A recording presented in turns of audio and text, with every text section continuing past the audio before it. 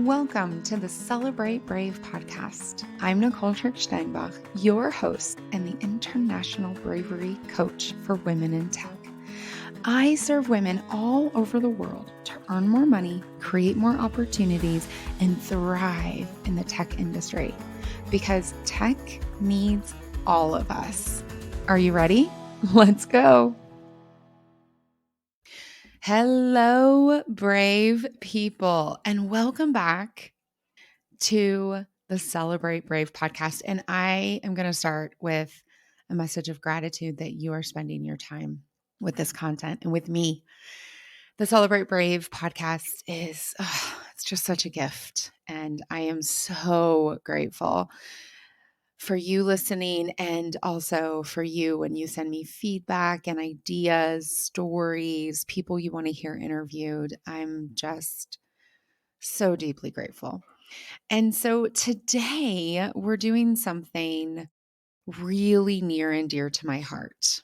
I am bringing you behind the curtain. There's going to be 2 of these episodes. I'm bringing you behind my curtain about growth. So this podcast includes the content of one of my earliest podcasts. In fact, it's the one called You Are an Cast Iron Pan. And herein lies some of the magic, some of the wonder behind the curtain. You know, creating a podcast has been the gift that appears to have no end to giving. And so, what I want to do in wrapping this important message back to you with the additional growth and clarity and client experiences is make sure that these messages are truly a gift to you, dear woman in tech. Okay. So the You Are a Cast Iron Pan goes into some big depth about cast iron pans that I probably wouldn't do again if I was to redo this. But here's the message. Here's the message. No matter how incredible you are, no matter how awesome you are, no matter how skilled you are, you have to take care of yourself. I believe, whether I've met you or not, I believe you have a potential you have only glimpsed. You probably knew it as a little one, and you've probably lost track of it now. And that's okay, because that's also true for me.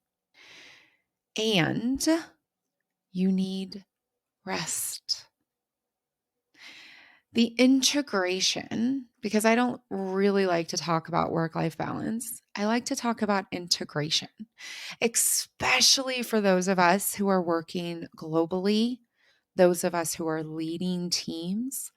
You know, being an amazing woman in tech, an amazing consultant, an amazing leader meant I worked non-traditional hours. So it was really important that I didn't work all the way through. Does that sound familiar? One of my clients, when she was doing time management, and I'm going to make an entire episode about this, she realized no wonder she was exhausted. She was on 15 hours a day. 15 hours a day. With all the devices we have, of course, constantly available.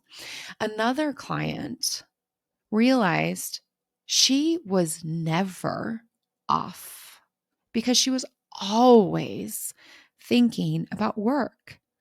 She was so unhappy and surrounded by people who told her it was normal. It's not normal. And any doubt you may have, please go listen to the episode. Are you a woman in tech, underpaid, overworked, and uninvested? It is common to be unhappy, but it is not normal. So she was never off. So she could do as much yoga and jogging and replanning the project plan and arguing for more resource and budget. She could do all of that, but if she was never, ever, ever off, there was never, as you'll hear in the episode, the wonderful, protective, soothing barrier, opportunity, however you want to think about it, between her and stress, her and opportunity. And so as a result, she missed a lot of opportunities. This entire episode is about choosing your goal, clarity. Tell it to your dentist. Part 1 of my Build Your Brave framework, clarity. What do you want in your pan? The second part is momentum. Experience it like a kindergartner. What do you want to be learning and acting and experiencing?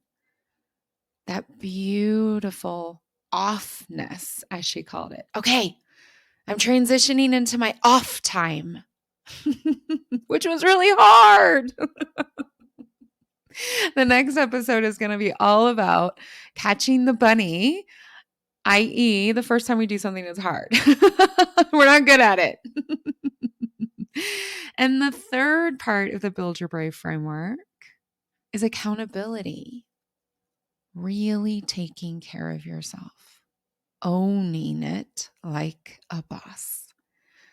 The relationships, the mindset, the habits, the skills, the things. So as you listen to this from behind this curtain, hear how much I've grown. Hear how much better I take care of myself.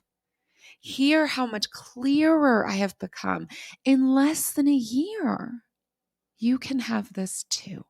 Because I wouldn't say it this way anymore, but you are a cast iron pan. You are a professional. You are amazing. And you deserve and you can know it, be it, and show it to other people. You can be a woman in tech who is really happy and is paid well and is leveled appropriately, i.e., promoted, and has incredible growth stats. That can be you. So enjoy this episode.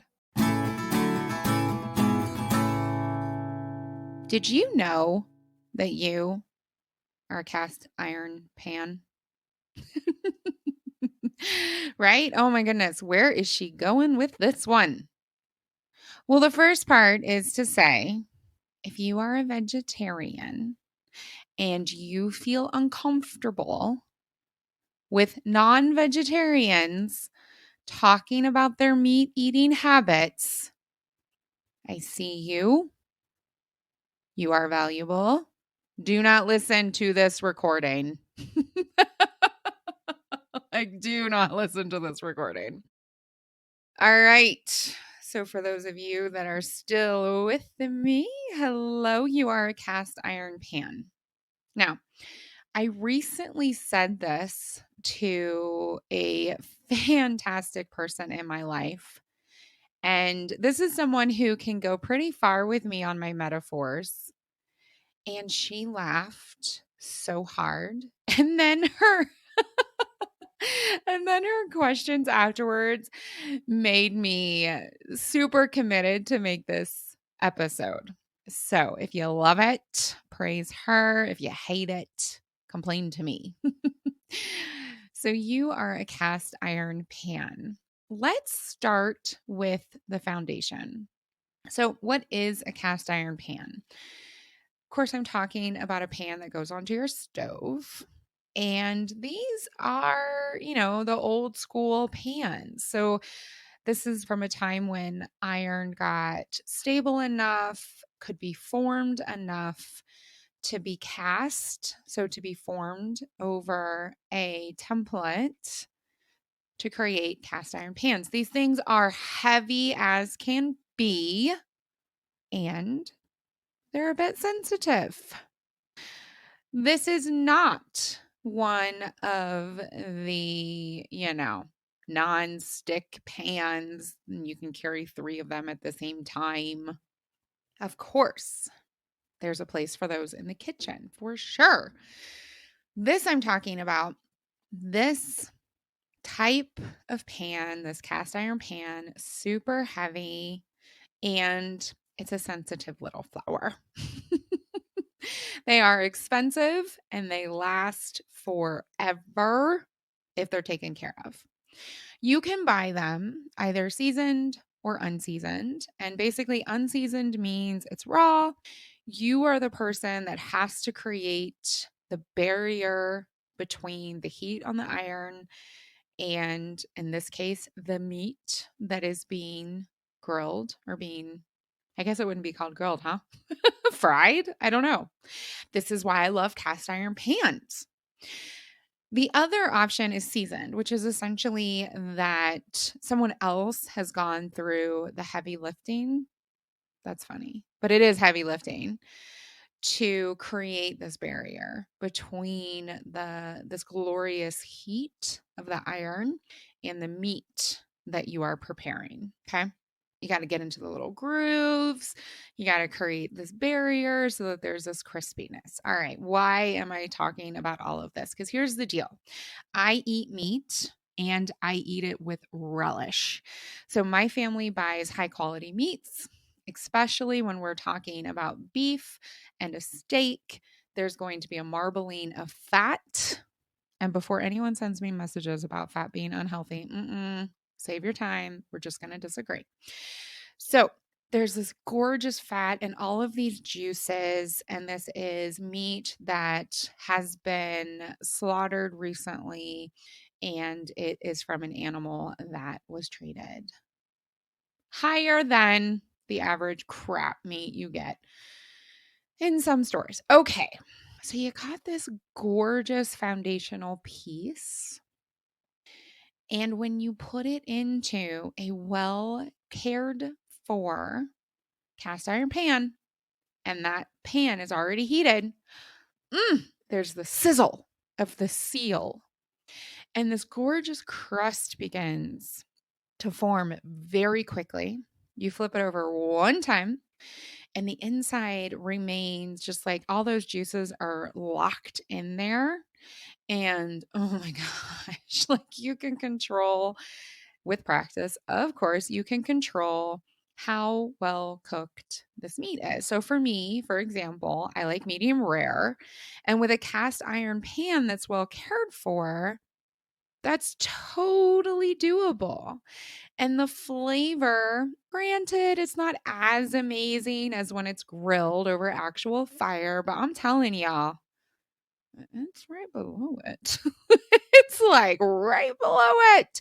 And it's made in your home all season. You don't have to freeze getting your grill going. Okay. So, as you can tell, I am in the camp that investing the money and the time to care for my cast iron pan is totally worth it. But if you Google this, you're going to see that not everyone agrees with me, and that's totally fine. In fact, my beloved does not agree with me. So, upkeep and care for our cast iron pan completely belongs to me, which is where this metaphor begins. So, we've covered the foundations. Now, let's talk about why you are a cast iron pan by talking about me as a cast iron pan. I like to start with my own story because it's just in higher integrity. You're going to hear more stories where I'm sharing my viewpoint, and I share client stories with inspiration, carefully around their privacy, or because they've agreed to it. So let's start with me. I am a cast iron pan, which means I am unique, I am special, and to ensure that my health, my mindset, my behaviors, my relationships, and most importantly to this conversation, my results, that gorgeous steak with the juices sealed in, perfectly medium rare with a gorgeous crust. Ugh. The results, they belong to me. They belong to me. There are 3 parts of this metaphor I really want to hammer. Number 1, if you don't use your cast iron pan, it rusts. You got to use it.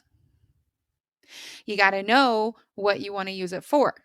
Of course, you can create lots of wonderful meals in cast iron pans. And if you Google it, oh my goodness, there are people that can show you how to do anything with cast iron. That's not what I use my cast iron for, and that's not what I use myself for. Of course, I can be anything that I want to be. I want to be a coach to incredibly successful women already headed to that next level of success by building their bravery so that they don't just reach that one level of success, they keep going throughout their entire career. So when I am a cast iron pan, I am focused on the clarity, the momentum, and the accountability of how I want to serve, aka use the cast iron pan. Number 2, one thing that divides the people is we have folks who look at a cast iron pan and they see, quote, a hunk of work that isn't worth it. And another group of people like myself who say, this is an investment so that I can have that amazing steak in my home all weather whenever I want. Consistency. A regimen that works for the cast iron pan. Now, for me, that means I wake up early, I have a quiet coffee, I journal, I begin my meditation, my sound waves, and then I enter into my day. I have a rest in the afternoon when my energy fails and falls and dips, or just because I want to, but it's every day. And then in the evening, I'm in bed early and I'm reading a book that gives me joy. That is a regimen that keeps me grounded and flying in the knowledge that I am serving the world through my individual clients. And I'm also caring for my family and the future generation from a place of wholeness. I'm okay, you're okay. That regimen, that consistency is required because I am a cast iron pan. And number 3, my cast iron pan, I have a relatively new one because I moved to the States just a few years ago, got a new one. I bought it seasoned. And for a number of years, it was medium heat, just like the instructions told me, medium heat with a certain type of fat. And that would continue to hold that seasoning. But I realized probably about a year ago that that wasn't working anymore. And so I noticed it and I went into a learn, act spiral. Tried out new things, saw what worked, saw what didn't work. And I've realized over this trial and error, this regime of consistency, because I want to use my cast iron pan, that actually what my pan needs now is much longer, low, like even almost below a simmer with a different type of fat. Fascinating, right? So, number 3 is I'm always learning and improving. And the same can be true for myself. Recently, I was shocked to discover that I feel better. I feel this is so weird. I'm actually a little embarrassed to share this, but here we go. I feel better when I eat breakfast later. So I have coffee and it has, because I'm off of dairy, and it has macadamia milk in it or an oat milk. I like macadamia better because I like the taste of nuts, and so it works for me. Some people hate it. That's totally fine. I was having myself eat breakfast so that I had energy to enter into my day, high quality protein based energy. Well, that actually didn't always feel fantastic, but it had worked. It had worked for over a decade. It had worked. Actually, 2 decades, I think. I started doing this when I was still at global consulting going all over the place. Okay. Then we were in Pittsburgh for about a month. We moved our family to Pittsburgh so that we could have a different energy and still be quarantine safe. I have some incredible community members there, and that's really important to me. For whatever reason, I think it was like 4 or 5 days when I didn't have breakfast at the beginning. I enjoyed my coffee first. And it took me a little while, and suddenly I was like, huh, that's really interesting. I'm actually feeling better. And then when I have breakfast, it tastes nicer. I'm enjoying it more. And actually, I bring some more variety into my breakfast, which I wasn't doing before because I was in this habit. Well, it turns out that habit that had served me wasn't serving me anymore because I am a cast iron pan. I hope that you're seeing how this works. So here we are going into the part about you. You are a cast iron pan. So, number one, what are you here for? What's your clarity? What's your goal? What's your purpose? What's your vision? There are so many ways to describe this, but it's why you're here for this phase. Don't get all hung up that it has to be the same thing throughout your entire career or your entire life. It doesn't. What about this phase?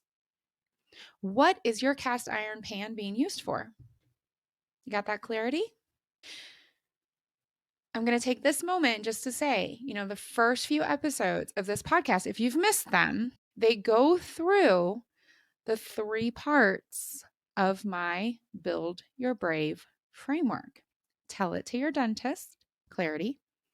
Experience it like a kindergartner, momentum. And own it like a boss, accountability. If you've missed those, pop on over, experience them, and then come on back. So, what are you here for, dear Iron Pan? How are you taking care of yourself? Are you doing it consistently? And are you doing it in a way that helps you do and become who and what you want to be? If it's not, let's learn. Let's improve. What was serving you before and isn't now? What do you want to serve you? Who do you want to become? How does she feel? What are her habits, mindset, behaviors, relationships, skills? How does she spend her day? When does she take holiday and for how long? And where, if she goes somewhere, where does she go? What does she experience? This is up to you because you are not a hunk of work that isn't worth it.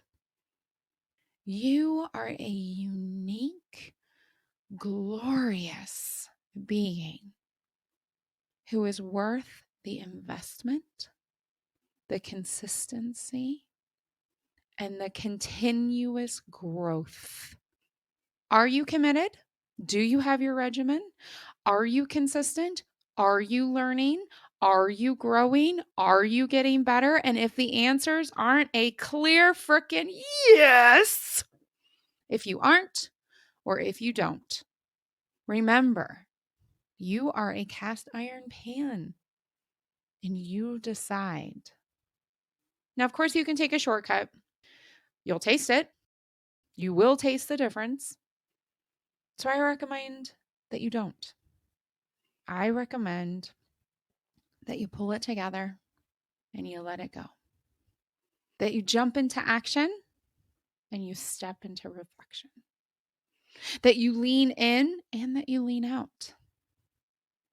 I suggest that you brave it up and that you take care of your cast iron pan today and tomorrow. Go out there, make some incredible steaks that only you can make. Thank you for listening to this episode of the Celebrate Brave podcast. If you're ready to build your brave, to live a life you love, and create a career that matters to you, reach out. Together, we can spend time one-on-one to explore how I can help you. And until then, share this episode with people in your life, people who can join our movement to redefine brave, how we identify it, experience it, and celebrate it.